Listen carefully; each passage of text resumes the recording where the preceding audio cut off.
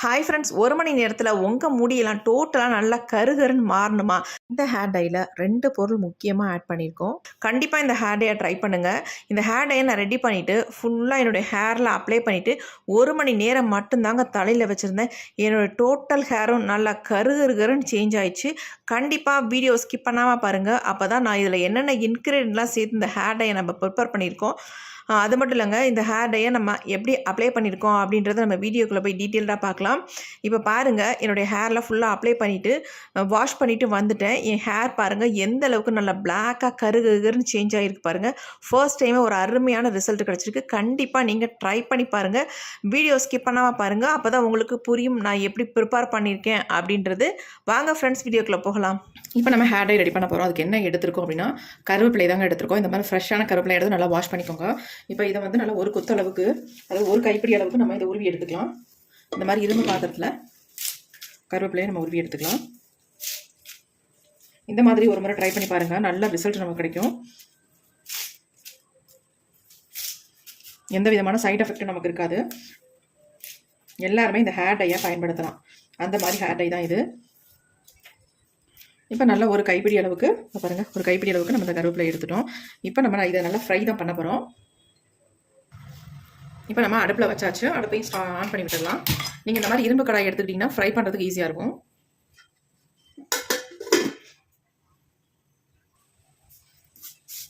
நல்லா இந்த மாதிரி கிண்டி விட்டுக்கலாம். இப்போ கொஞ்சம் வதங்க ஆரம்பிச்சிச்சு பாருங்கள்.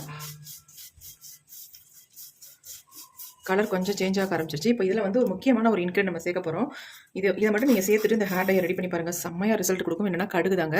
இந்த கடுகை வந்து ஒரு 2 ஸ்பூன் அளவுக்கு நான் ஆட் பண்ணிக்கிறேன். ஃபஸ்ட்டே நீங்கள் கடுகு ஆட் பண்ணிங்கன்னா தெறிக்க ஆரம்பிச்சிடும். அதனால் கருவேப்பிலையை ஆட் பண்ணிவிட்டு கொஞ்சம் வறுபட்டதுக்கு அப்புறமேட்டு நீங்கள் கடுகை வந்து ஆட் பண்ணிக்கோங்க. கடுகு நல்லா பொரியுது. பொரிஞ்சு ரெண்டுமே நல்லா கலர் சேஞ்ச் ஆகி நல்லா ஒரு பிளாக் கலருக்கு வரணும். அந்த அளவுக்கு இதை வந்து நல்லா ஃப்ரை பண்ணிக்கலாம்.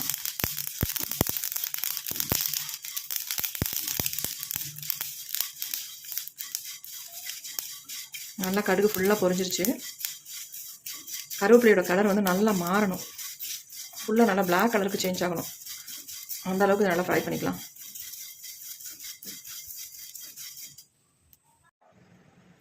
நான் நேற்று ப்ரஷ் வாங்கி வச்சிருந்தேம்மா, இருங்க.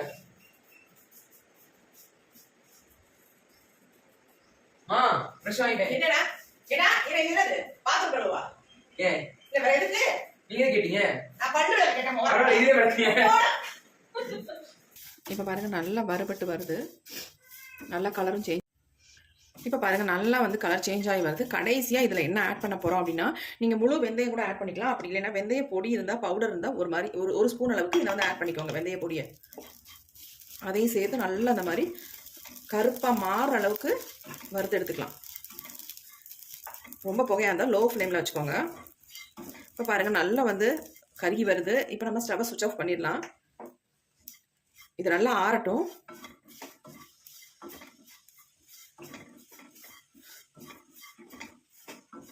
வெந்தய பொடியாக நம்ம சேர்த்துட்டோம்னா ரொம்ப ஈஸியாக இருக்கும் அரைக்கிறதுக்கு. அதுக்காக நான் வெந்தய பொடியாக ஆட் பண்ணிட்டேன்.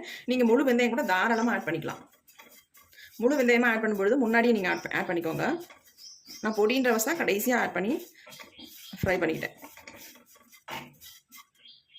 இப்போ இது அப்படியே ஆறட்டும். இப்போ அடுத்து நம்ம என்ன எடுத்துருக்கோம் அப்படின்னா, 2 வெங்காயத்தை எடுத்து தோலை உரிச்சிட்டு எடுத்துருக்கோம். இப்போ மிக்ஸி ஜார் எடுத்தாச்சு. இப்போ இதில் வந்து நம்ம உரிச்ச வெங்காயத்தை வந்து சின்ன சின்னதாக கட் பண்ணி உள்ளே ஆட் பண்ணிக்கலாம். பெரிய வெங்காயமாக இருந்தாலும் சரி, சின்ன வெங்காயமாக இருந்தாலும் பரவாயில்ல, எதுவாக இருந்தாலும் நீங்கள் எடுத்துக்கோங்க. சின்ன வெங்காயம்னா ஒரு 10 வெங்காயம் எடுத்துக்கோங்க. பெருசுன்னா ஒரு 2 வெங்காயம் எடுத்துக்கிட்டிங்கனாலே போதும். இப்போ நம்ம இது எல்லாத்தையுமே ஆட் பண்ணிட்டோம். இப்போ இதை வந்து அரைச்சி எடுத்துக்கலாம். தண்ணி வந்து கொஞ்சமாக ஆட் பண்ணி அரைச்சி எடுத்துக்கோங்க. அதிகமாக தண்ணி ஊற்றிட வேண்டாம். இப்போ நம்ம அரைச்சிட்டு வந்தாச்சு. நமக்கு ஆனியன்லேயே நல்ல ஜூஸ் கிடைக்கும். அதனால் கொஞ்சமாக தண்ணி சேர்த்துக்கோங்க.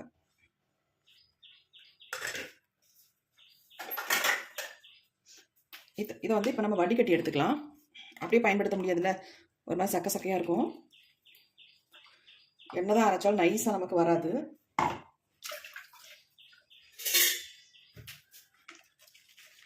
ஜூஸை மட்டும் இந்த மாதிரி வடிகட்டிக்கலாம்.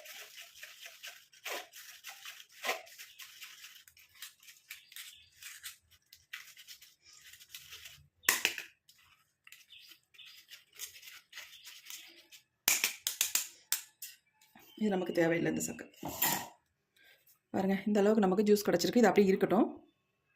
இப்போ நம்ம ஆற வச்சு வச்சுருந்தோம் பார்த்தீங்களா, வெந்தயம், அப்புறமேட்டு கருவேப்பிலை, கடுகு, இது 3ஐயும் இப்போ நம்ம மிக்சியில் போட்டு அரைச்சி எடுத்துக்கலாம். ஃபைன் பவுடராக அரைச்சி எடுத்துக்கலாம். நல்லா ஆறுனதுக்கப்புறம் மிக்சி ஜாரில் போட்டு அரைங்க. சூடாக போட்டு அரைச்சிட வேண்டாம்.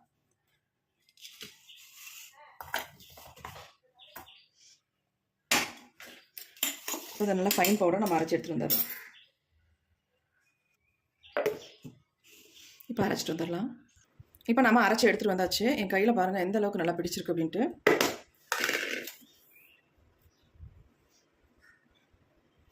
எந்த அளவுக்கு நல்லா பிளாக் கலரில் இருக்குது பாருங்கள்.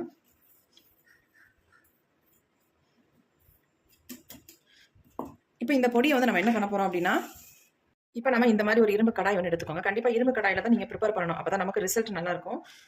இப்போ நம்ம அரைச்சி வச்சுருக்க இந்த பொடியை வந்து இது எல்லாத்தையுமே உள்ளே ஆட் பண்ணிக்கலாம். உங்கள் முடிக்கு எவ்வளோ தேவையோ அந்த அளவுக்கு இதை வந்து ஆட் பண்ணிக்கோங்க. நான் வந்து எல்லாமே ஆட் பண்ணிக்கிறேன். ஏன்னா எனக்கு இந்த அளவுக்கு தேவைப்படுது, அதனால் ஃபுல்லாக ஆட் பண்ணிக்கிறேன்.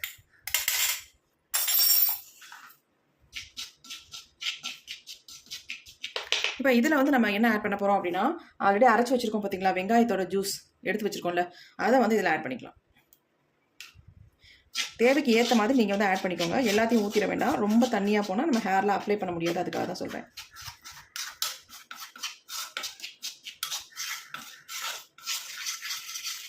இது மட்டும் இல்லைங்க, இதில் வந்து இன்னொரு முக்கியமான இன்க்ரீடியன்ட் நம்ம சேர்த்து நம்ம ஹேரில் அப்ளை பண்ண போகிறோம்.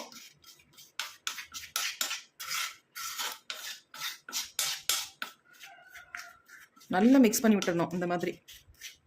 ஏன்னா அப்போ தான் நல்லா மிக்ஸ் ஆகும். இல்லைனா ரொம்ப திப்பி திப்பியாக திரியாக இருக்கிற மாதிரியே இருக்கும் உங்களுக்கு. இப்போ நம்ம கையில் தொட்டு பார்க்கலாம் எந்த அளவுக்கு நமக்கு வந்து கையில் நல்லா மசி இது நைஸாக இருக்குது அப்படின்ட்டு பாருங்கள். நல்லா நைஸாக வந்திருக்கு பாருங்கள். இந்த மாதிரி இருக்கணும் நமக்கு.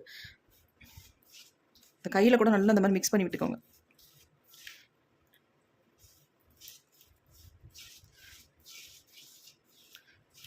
இதை ரெடி பண்ணிவிட்டு ஒரு 5 ஹவர்ஸ் மட்டும் அப்படியே விட்டுருங்க. கடைசியாக நம்ம என்ன சேர்க்குறோமோ அந்த இன்க்ரீடியன்ட் மட்டும் சேர்த்து ஹேரில் அப்ளை பண்ணிக்கலாம்.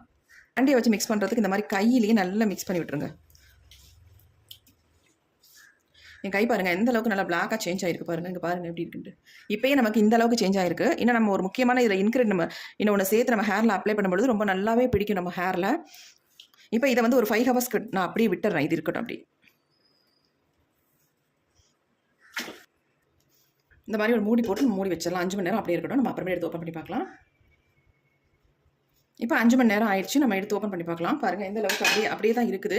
நல்லா திக்கான ஒரு கன்சிஸ்டன்சிக்கு மாறிடுச்சு பாருங்கள். நல்லா கலரும் எந்த அளவுக்கு ஒரு டார்க் பிளாக் கலரில் இருக்குது. ஆல்ரெடி நம்ம வெங்காயச்சாறு வந்து மிச்சம் வச்சுருக்கோம். இதுவும் அப்படியே இருக்கட்டும். தேவைப்பட்டால் நம்ம யூஸ் பண்ணிக்கலாம். இப்போ இதில் வந்து ஒரு முக்கியமான பொருளை ஆட் பண்ண உடனே நம்ம ஹேரில் அப்ளை பண்ணிக்கலாம். அது என்ன ஆட் பண்ண போகிறோம் அப்படின்னா, அவரி பொடி தாங்க ஆட் பண்ண போகிறோம். உங்களுக்கு தேவையான அளவு உங்கள் ஹேரில் அவரி பொடியை ஆட் பண்ணிக்கோங்க. ஆட் பண்ணிட்டு நல்லா மிக்ஸ் பண்ணி விட்டுருங்க. மிக்ஸ் பண்ணும்பொழுது நமக்கு தண்ணியெல்லாம் யூஸ் பண்ணக்கூடாது. நம்ம எடுத்து வச்சுருக்கோம் பார்த்தீங்களா வெங்காயத்தோட சாறு, அதை வந்து நீங்கள் ஆட் பண்ணி மிக்ஸ் பண்ணிக்கலாம். அதுக்காக தான் சொன்னேன், மிச்சம் இருந்தால் நம்ம எடுத்து வச்சுக்கணும். சூப்பராக நமக்கு ஹேர் டை ரெடி ஆயிடுச்சு.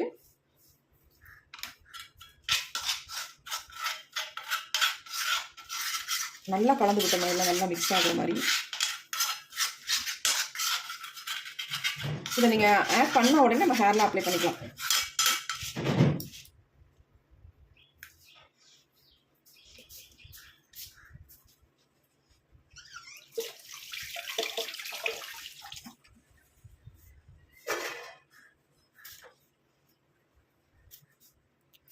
இங்கே பாருங்கள் நமக்கு செம்மையான ஹேர் டை ரெடியாக இருக்குது. எந்த அளவுக்கு நம்ம கையில் பிடிக்குது பாருங்கள். இந்த மாதிரி இருக்கணும் கன்சிஸ்டன்சியும். அப்போ தான் நம்ம ஹேரில் ஒட்டுறதுக்கு நல்லாயிருக்கும். சூப்பரான கன்சிஸ்டன்சியில் இருக்குது பாருங்கள் எப்படி இருக்குன்னு. இந்த ஹேர் டையை நீங்கள் வாரத்துக்கு ஒரு டைம் மட்டும் யூஸ் பண்ணிங்கன்னா போதும். மாதத்துக்கு ஒரு 4 டைம் யூஸ் பண்ணுங்கள். ஃபஸ்ட்டு ஒரு மாதத்துக்கு மட்டும் அந்த மாதிரி யூஸ் பண்ணாலே போதும். அதுக்கப்புறமேட்டு நீங்கள் மாதத்துக்கு ஒரு டைம் யூஸ் பண்ணாலே உங்கள் முடி எல்லாமே டோட்டலாக நல்லா கருகருன்னு மாறிடுங்க.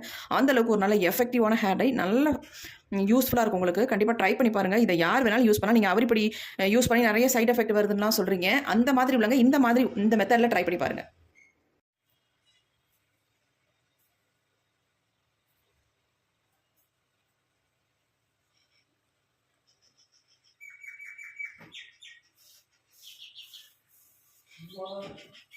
இயர் அப்பு வந்தாரு.